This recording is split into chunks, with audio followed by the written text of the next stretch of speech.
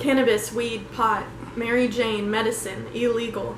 These words describe one thing, but the meaning is different to everyone. Although marijuana is considered illegal, it has great benefits for ill patients and patients who cannot afford the high cost of prescription drugs. Even then, the side effects are far less harmful than FDA-approved drugs. Many patients have said that ill issues have been cured by cannabis. Also, not only does it help our pockets, but it also helps state tax revenue increase. As I did my research, I could not find any deaths caused by marijuana. I did find that FDA-approved drugs have killed twice as many people as drunk drivers in the last 8 years.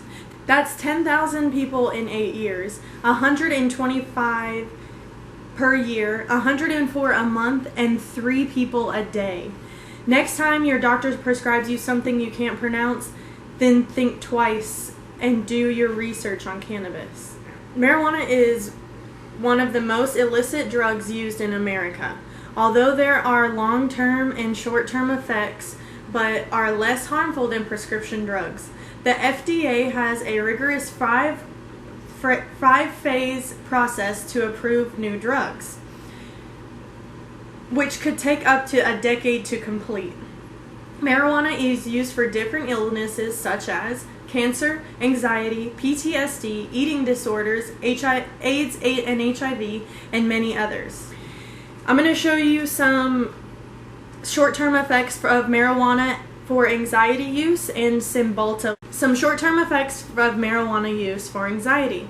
Altered senses, for example, seeing brighter colors, altered sense of time, changes in mood, impaired body movement, difficulty with thinking or problem solving, impaired memory.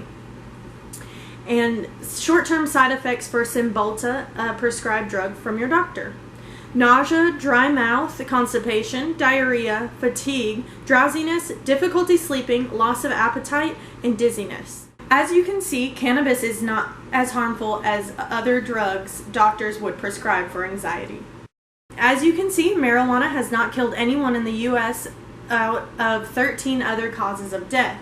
Other drugs like aspirin, which is approved by FDA, has killed 7,600 people. That is as much as a suburb outside of Dallas. Since 2014, when Washington legalized marijuana, they gained $70 million in state tax revenue. The businesses sold $257 million worth of marijuana. Carl Davis, a senior analyst at the Institute of Taxation, said, "But we do know the legalization would lead to a positive revenue impact on the income and sales tax side. The revenue your state generates goes towards K through 12 education, healthcare and higher education, transportation, correction facilities, and assistance for the poor.